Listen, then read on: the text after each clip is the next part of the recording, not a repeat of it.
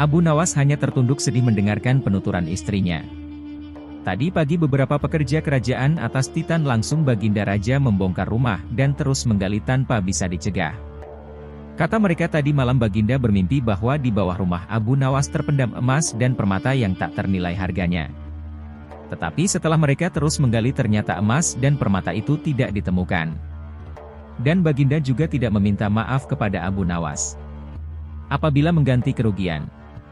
Inilah yang membuat Abu Nawas memendam dendam. Lama Abu Nawas memeras otak, namun belum juga ia menemukan muslihat untuk membalas Baginda. Makanan yang dihidangkan oleh istrinya tidak dimakan karena nafsu makannya lenyap. Malam pun tiba, namun Abu Nawas tetap tidak beranjak. Keesokan hari Abu Nawas melihat lalat-lalat mulai menyerbu makanan Abu Nawas yang sudah basi. Ia tiba-tiba tertawa riang. "Tolong ambilkan kain penutup untuk makananku dan sebatang besi." Abu Nawas berkata kepada istrinya. "Untuk apa?" tanya istrinya heran.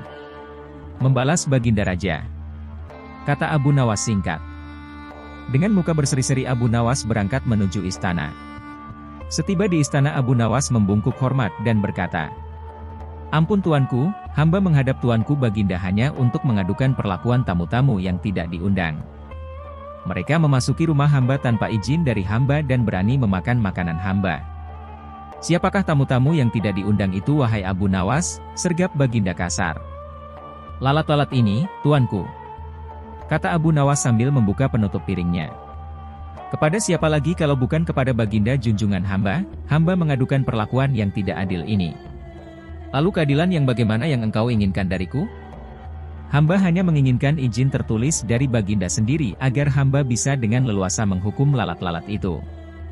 Baginda Raja tidak bisa mengelakkan diri menolak permintaan Abu Nawas karena pada saat itu para menteri sedang berkumpul di istana.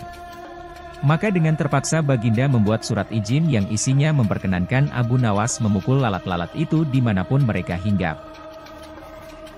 Tanpa menunggu perintah Abu Nawas mulai mengusir lalat-lalat di piringnya hingga mereka terbang dan hinggap di sana-sini. Dengan tongkat besi yang sudah sejak tadi dibawanya dari rumah, Abu Nawas mulai mengejar dan memukuli lalat-lalat itu. Ada yang hinggap di kaca. Abu Nawas dengan leluasa memukul kaca itu hingga hancur. Kemudian vas bunga yang indah, kemudian giliran patung hias sehingga sebagian dari istana dan perabotannya remuk diterjang tongkat besi Abu Nawas. Bahkan Abu Nawas tidak merasa malu memukul lalat yang kebetulan hinggap di tempayan Baginda Raja. Baginda Raja tidak bisa berbuat apa-apa kecuali menyadari kekeliruan yang telah dilakukan terhadap Abu Nawas dan keluarganya. Dan setelah merasa puas, Abu Nawas mohon diri. Barang-barang kesayangan Baginda banyak yang hancur. Bukan hanya itu saja, Baginda juga menanggung rasa malu. Kini ia sadar betapa kelirunya berbuat semena-mena kepada Abu Nawas. Abu Nawas yang nampak lucu dan sering menyenangkan orang itu ternyata bisa berubah menjadi garang dan ganas serta mampu membalas dendam terhadap orang yang mengusiknya. Abu Nawas pulang dengan perasaan lega. Istrinya pasti sedang menunggu di rumah untuk mendengarkan cerita apa yang dibawa dari istana.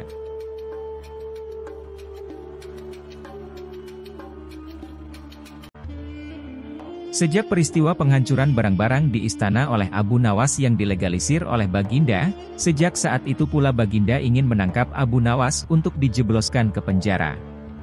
Sudah menjadi hukum bagi siapa saja yang tidak sanggup melaksanakan titah Baginda, maka tak disangsikan lagi ia akan mendapat hukuman.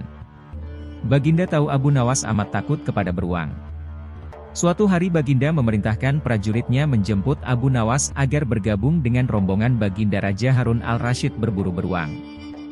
Abu Nawas merasa takut dan gemetar tetapi ia tidak berani menolak perintah Baginda. Dalam perjalanan menuju ke hutan, tiba-tiba cuaca yang cerah berubah menjadi mendung. Baginda memanggil Abu Nawas. Dengan penuh rasa hormat Abu Nawas mendekati Baginda.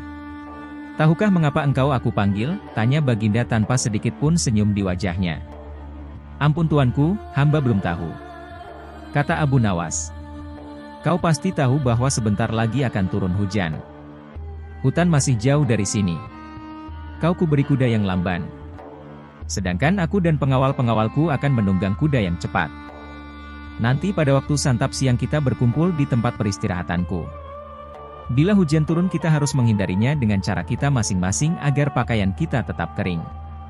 Sekarang kita berpencar. Baginda menjelaskan. Kemudian Baginda dan rombongan mulai bergerak. Abu Nawas kini tahu Baginda akan menjebaknya. Ia harus mencari akal. Dan ketika Abu Nawas sedang berpikir, tiba-tiba hujan turun.